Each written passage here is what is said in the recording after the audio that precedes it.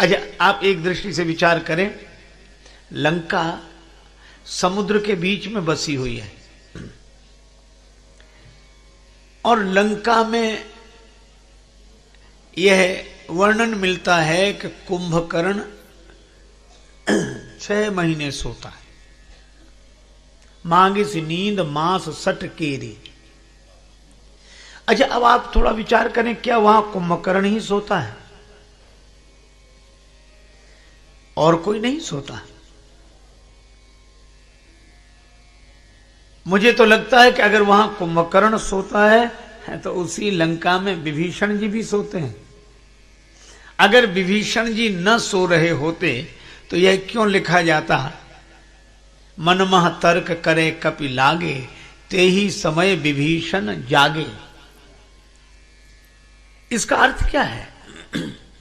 यह जीवन की जो दशा है उसका चित्रण प्रतीकात्मक ढंग से एक रूपक के द्वारा श्री तुलसीदास जी प्रस्तुत करते हैं। समुद्र के बीच में लंका, संसार ही सागर है और हमारा जीवन यही लंका है। लंका सोने की थी और यह जीवन भी सुनहरा अवसर है। क्या बात है। ये जीवन सुनहरा अवसर है, ऐसा मौका बार बार नहीं मिलता। लेकिन इस लंका के भीतर, इस जीवन के भीतर अगर कुमति का कुंभकर्ण सो रहा है तो सुमति के विभीषण जी सो रहे हैं। और कथा एक संकेत और करती है कि कुंभकर्ण को जगाया रावण ने और विभीषण जी को जगाया श्री हनुमान जी ने। बस यही जीवन का सत्य है कि हमारे मन में कुमति का कुंभकर्ण सोया है, सुमति के विभीषण जी सोए हैं, पर अंतर यह है कि कुमति के कुंभकर्ण को कुसंग का रावण जगाता है और सुमति के विभीषण को सत्संग के हनुमान जी जगाते हैं। बस यही है। पर ऐसा हो ही नहीं सकता कि लंका में दुर्जन ही दुर्जन हो, सज्जन न रहते हो। यद्यपि हनुमान जी को भी आश्चर्य हुआ, यहां कहां सज्जन कर बासा, पर मिल ही गए उन्हें। विभीषण जी मिल गए और त्रिजटा मिल गई। अच्छा, लंका में तो आपने देखा, पर अयोध्या की ओर अगर दृष्टि डालें तो वहां भी उसी तरह का दृश्य दिखाई देता है। कैकेयी माता का जीवन 2 से जुड़ा हुआ है। यूं कहो कि उनके भवन में 2 को स्थान मिला जो हमेशा रहते हैं। एक तो उनके पुत्र हैं श्री भरत, और भरत जी संत शिरोमणि, भगत शिरोमणि भरत कहलाते हैं। अच्छा, लेकिन एक अद्भुत बात है, कैकेयी माता के जिस भवन में भरत जी रहते हैं उसी भवन में मंथरा रहती है। अब भरत जी पूरे संत हैं, सब संत के लक्षण भरत जी में और असंत के सब लक्षण मंथरा में। देखो, भरत जी को भी एक बीमारी हुई। कौन सी? श्री भरत जी स्वयं कहते हैं,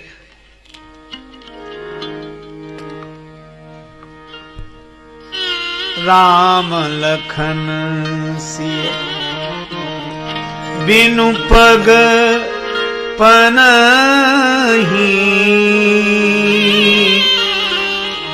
करि मुनि बेश फिरहि बन बनहि। श्री सीताराम जी के, लक्ष्मण जी के दुख की कल्पना से ही यही दुख दाह दहई नित छाती, भूख न बासर नींद न लाती। भरत जी कहते हैं मेरा हृदय जलता है। एक बीमारी, दूसरी भूख न बासर नींद न लाती। दिन को भूख नहीं लगती, रात को नींद नहीं आती।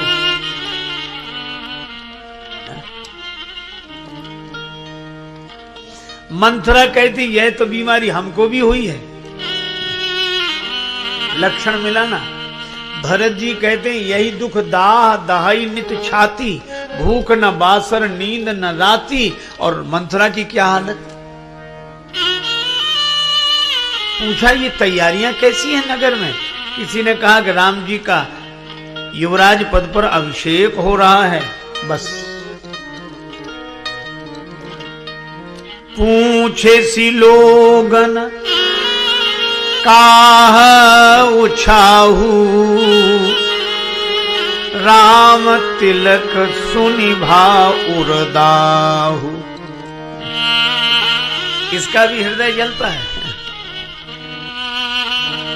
भरत जी का भी हृदय। यही दुख दाह दाही नित छाती, और मंथरा का भी राम तिलक सुनि भाव उरदाहू।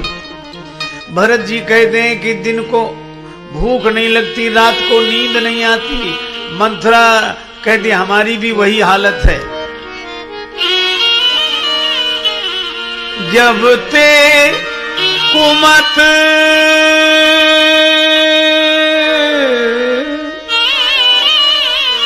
सुना में स्वामिनी, भूख न बासर नींद न जामी। मुझे भी दिन को भूख नहीं लगती, रात को नींद नहीं आती। अच्छा, लक्षण तो एक मिल रहे पर कारण अलग अलग हैं। भरत जी का जी जलता है राम जी का दुख देखकर, और मंथरा का जी जलता है राम जी का सुख देखकर। भरत जी को भूख नहीं लगती, दिन को रात को नींद नहीं आती। क्यों? क्योंकि श्री राम जी को वन मिल गया। और मंथरा को दिन को भूख नहीं लगती, रात को नींद नहीं आती, क्योंकि राम जी को युवराज पद मिला जा रहा है। अब आप देखो, लक्षण एक से हैं पर कारण अलग अलग हैं। देखो, संत भी दुखी होते हैं और असंत भी दुखी होते हैं, पर अंतर यह है कि जो दूसरे का दुख देखकर दुखी हो वह संत, और जो दूसरे का सुख देखकर दुखी हो, अब मैं क्यों कहूं, आप स्वयं समझ लीजिए कि वह कौन है। जिससे दूसरे का सुख न देखा जाए। जय हो। और आज तो सबसे बड़ी समस्या यही है कि आज का आदमी अपने दुख से उतना दुखी नहीं है जितना दूसरे के सुख से दुखी है। अब ये मंथरा की वृत्ति है। दशरथ जी दे रहे हैं, राम जी को मिल रहा है, पिता दे रहा है, पुत्र को मिल रहा है, प्रजा की सम्मति है, गुरु जी का आशीर्वाद है, सम्मति है, पर इसको बीच में ही परेशानी है। देखो, संत कौन जो अकारण प्रसन्न रहे, और असंत कौन जो अकारण परेशान रहे। खुद रहे परेशान, दूसरे को भी परेशान करे है? तो भरत सत्संग के रूप हैं और मंथरा कुसंग का रूप है। क्योंकि तुलसीदास जी ने कहा है कि कैकेयी माता जब मंथरा के प्रभाव में आई तो को न कुसंगति पाय नसाई, कुसंग। अच्छा, इसका अर्थ क्या हुआ कि सत्संग और कुसंग दोनों एक भवन में, सुमति कुमति दोनों एक भवन में, सुमति के भरत और कुमति की मंथरा। अच्छा, एक बात और सुने, जिस भवन में माता कैकेयी हैं उसी भवन में सुमति के भरत, उसी भवन में कुमति की मंथरा। और आश्चर्य यह है कि श्री राम जी भी सबसे अधिक कैकेयी माता के ही भवन में रहते हैं।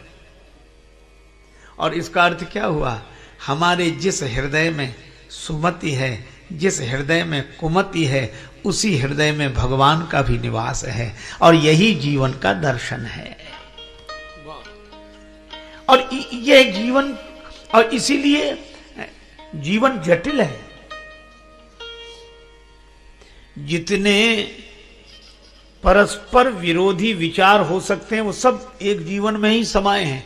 इसीलिए जीवन की समस्या सुलझाना उतना आसान नहीं है, जटिल है, क्योंकि दोनों तरह की वृत्तियां हैं। और यही कारण है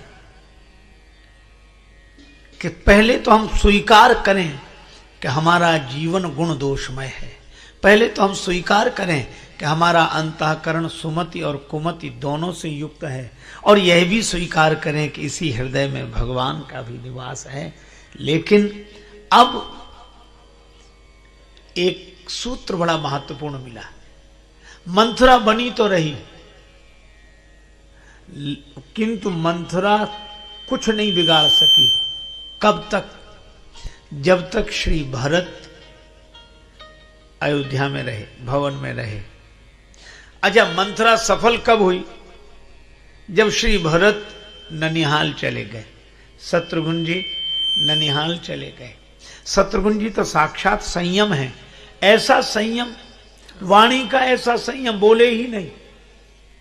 और भरत जी सत्संग के स्वरूप हैं। इसका अर्थ है कि जहां सत्संग है वहां संयम है। भरत जी आगे आगे चलते हैं, शत्रुघ्न जी पीछे पीछे। सत्संग के पीछे पीछे संयम चलता है।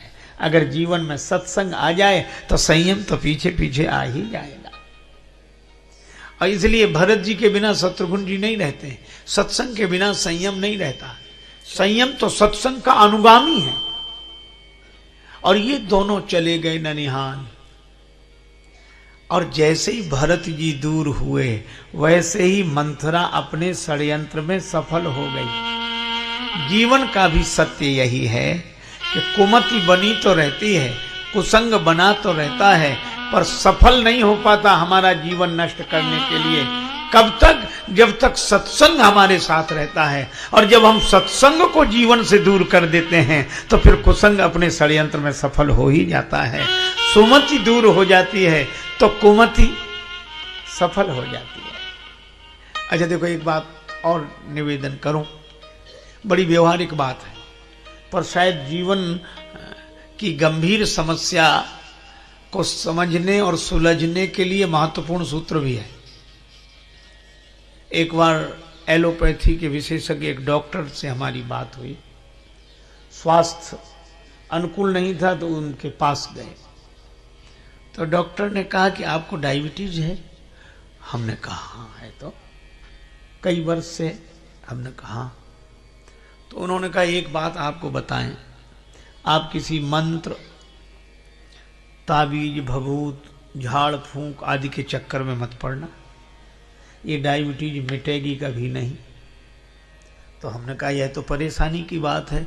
उन्होंने कहा परेशान होने की जरूरत नहीं, डायबिटीज मिटेगी नहीं, पर आप एक काम करना। क्या? तो उन्होंने कहा कि दवा खाते रहो, दवा खाते रहो और परहेज करते रहो, तो ये मिटेगी नहीं पर कंट्रोल में बनी रहेगी।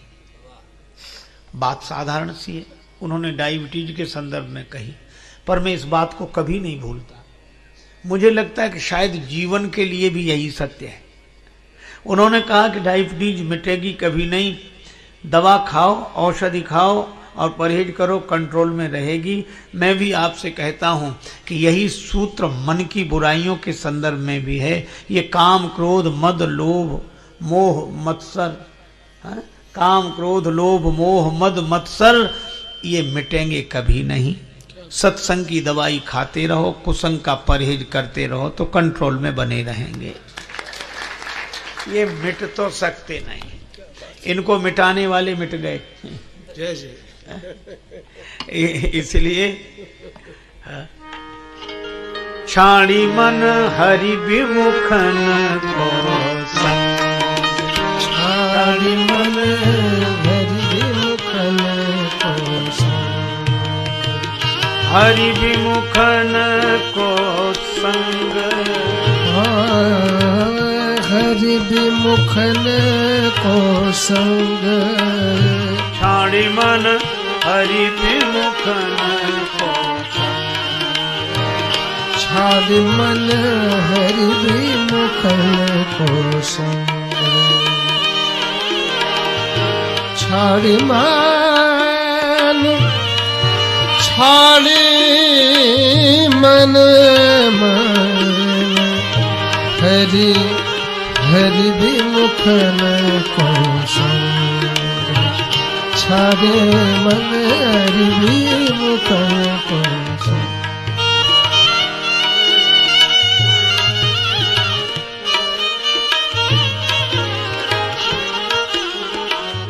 तिनके संग, तिनके संग कुबुद्धि उपजत है, तिनके संग कुबुद्धि उपजत है।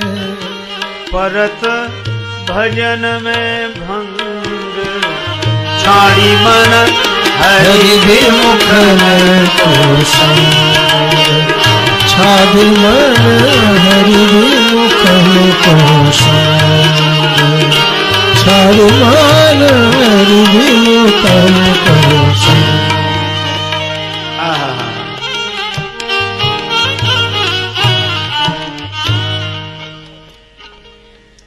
अब एक एक शब्द बड़ा अद्भुत है। संग कहा, अच्छा दो शब्द हैं, संग और साथ। साथ होना अलग बात है, संग होना अलग बात है। तन से किसी के आसपास रहना साथ रहना है, और मन से किसी के पास रहना संग रहना है।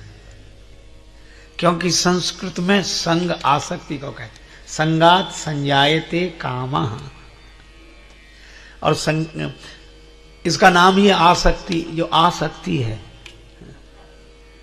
कभी भी आ सकती है, कैसे भी आ सकती है, कहीं से भी आ सकती है, आसानी से आ सकती है, पर मुश्किल से जा सकती है। तो श्री सूरदास जी की वाणी है, छाड़ी मन हरि विमुखन को संग। उसका अर्थ है कि साथ भले ही बने रहे हरि विमुख, पर मन का संग उनसे नहीं होना चाहिए। देखो, साथ मिलता है भाग्य से और संग होता है भाव से। भाग्य बदले न बदले, पर भाव बदला रहे तो जीवन धन्य हो जाए। इसीलिए हमेशा, अच्छा, और भगवान ने क्या किया? भगवान नगर ही छोड़कर चले गए। प्रभु ने कहा कि हम कुछ करते नहीं हैं। सत्संग ने बुलाया तो आ गए, कुसंग ने कहा जाओ तो चले गए। पर इस कुसंग को बदलेगा कौन? सत्संग ही। इसीलिए गुरु जी ने कहा कि कुसंग के कुप्रभाव को मिटाने के लिए संत की ही आवश्यकता है, सत्संग की ही आवश्यकता है। गुरु बुलाए पठये दो भाई, यह है। अच्छा, अब भगवान की लीला हमारे जीवन को कैसे निर्मल बनाती है? अनेक प्रसंग पर आज एक प्रसंग से हम लोग इस पर विचार करें, चिंतन करें।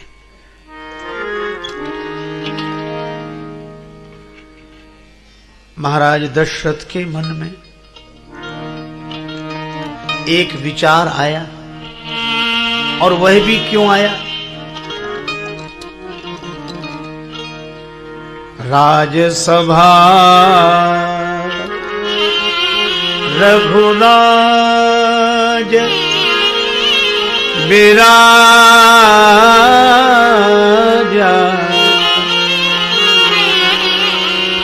राजसभा रघुराज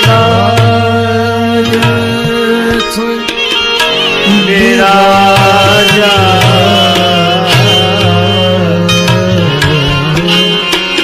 राजसभा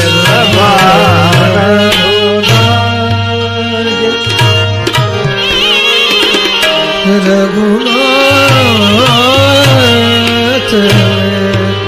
रघुराज विराजा,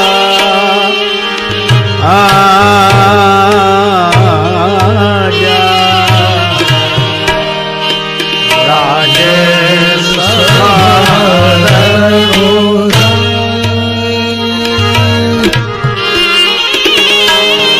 रघुराज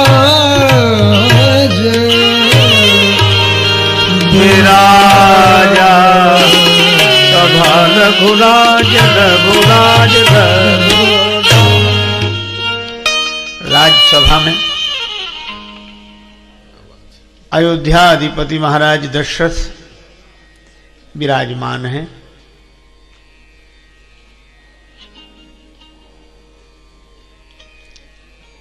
दरबारी जन विराजमान हैं। अच्छा, सभी प्रशंसा कर रहे हैं। अयोध्या नरेश महाराज दशरथ जैसा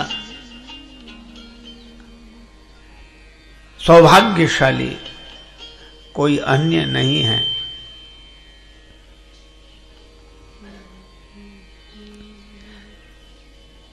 कुछ लोग महाराज की प्रशंसा करते हुए भी कह रहे हैं कि अयोध्याधिपति आप जैसे तो आप ही हैं, आप बड़े महान हैं, आप जैसा महिमा में महिपाल कोई दूसरा हुआ ही नहीं। इस तरह की चर्चाएं जो प्रायः दरबारी लोग करते हैं वे भी कर रहे थे। पर आश्चर्य है कि उसी समय महाराज दशरथ ने दर्पण उठाया और अपना मुख देखने लगे। राय सुभान मुकुर कर लीना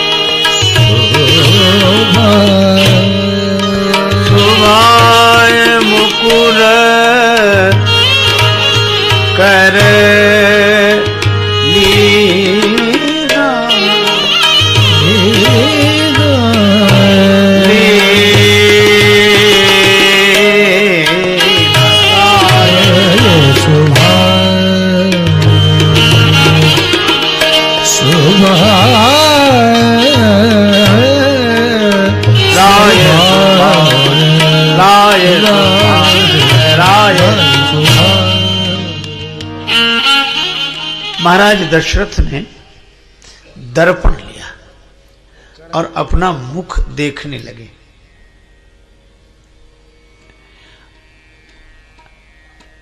श्री रामचरितमानस के अनोखे मर्मज्ञ मनीषी का भाव है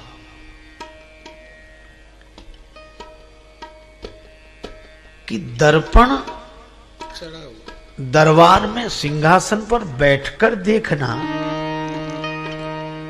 यह शिष्टाचार के अनुरूप आचरण तो नहीं है।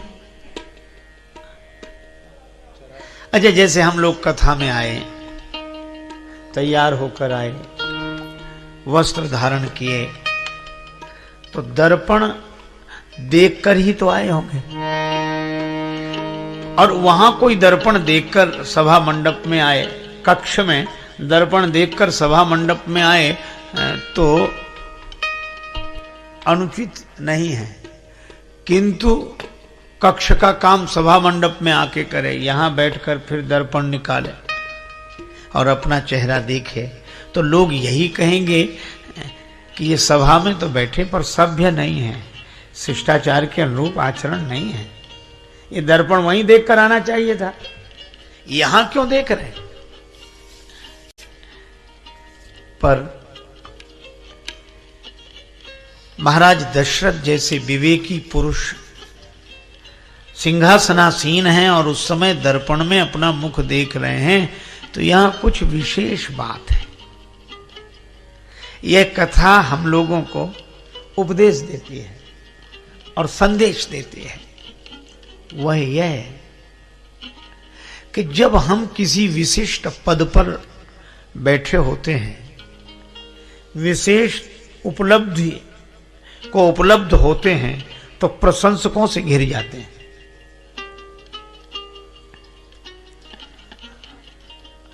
विशेष व्यक्ति की प्रशंसा भी विशेष होती है।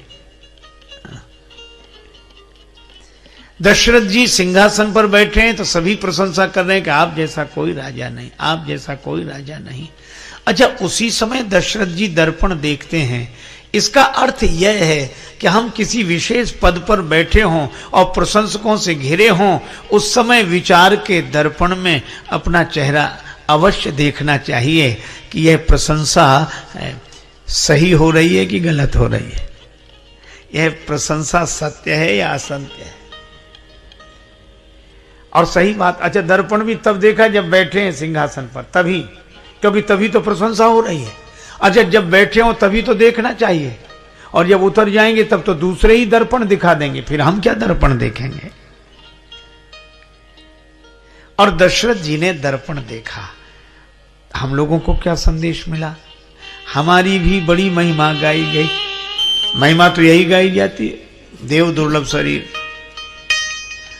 यह तो प्रशंसा जो हो रही ठीक है, पर हमें भी तो विचार के दर्पण में अपने जीवन को देखना चाहिए, क्या इस प्रशंसा के अनुरूप हमारा मानवोचित आचरण है। क्योंकि प्रशंसा वाले तो प्रशंसा करते ही रहेंगे। अच्छा अद्भुत आश्चर्य, दशरथ जी ने दर्पण देखा तो पता लगा कि उनका मुकुट टेढ़ा हो गया है।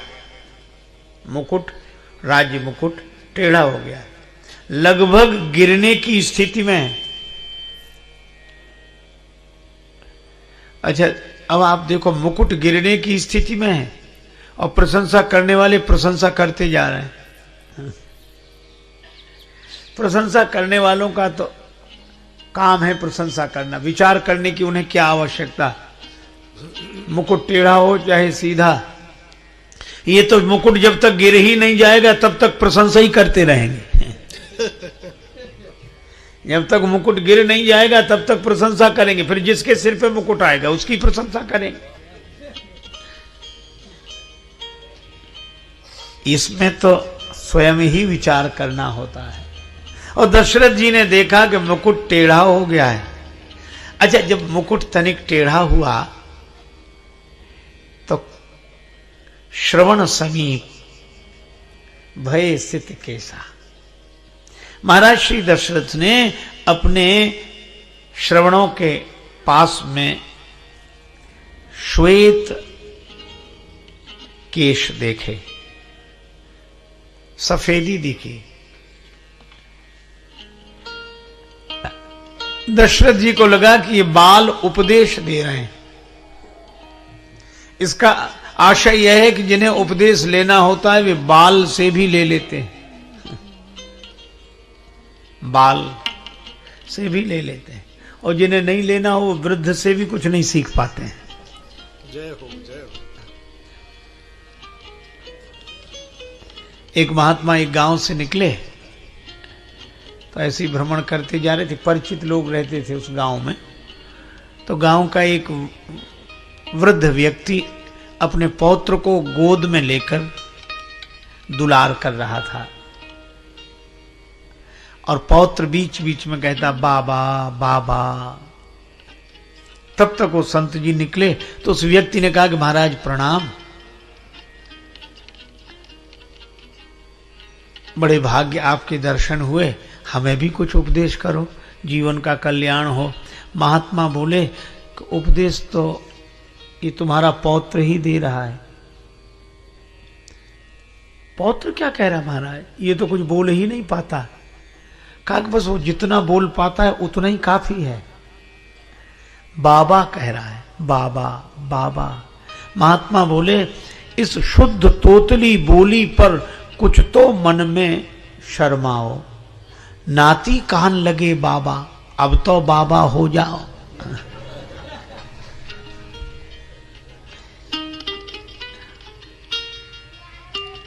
महात्मा जी ने सोचा कि मैंने ऐसी अचूक बात कही है, इस पर अवश्य प्रभाव पड़ेगा।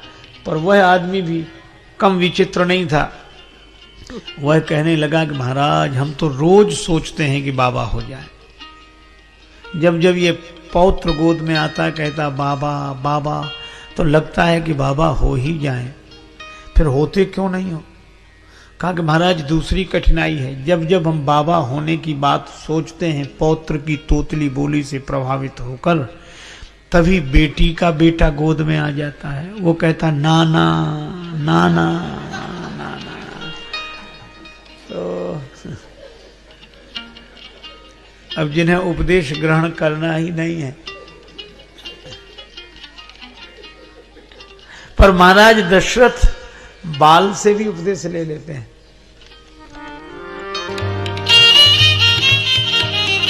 कानों के पास सफेद बाल हो गए।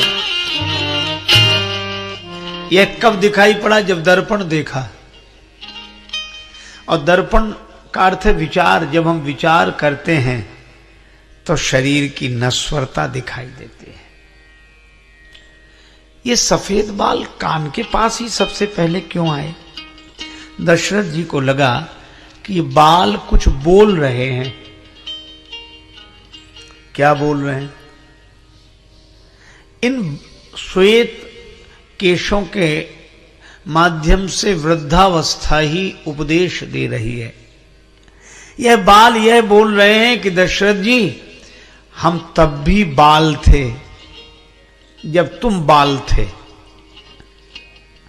हम तब भी बाल थे जब तुम बाल थे। तुम वृद्ध हो गए हो, हम अभी भी बाल हैं। तुम वृद्ध हो गए हो, हम अभी भी बाल हैं। लेकिन एक अंतर तो है, क्या? तब हम काले थे, अब हम सफेद हो गए हैं। हमने तो अपना रंग बदल दिया है, पर दशरथ तुम अपना रंग कब बदलोगे? हम जैसे थे वैसे नहीं रहे, और तुम जैसे थे वैसे ही हो, अब तक नहीं बदले।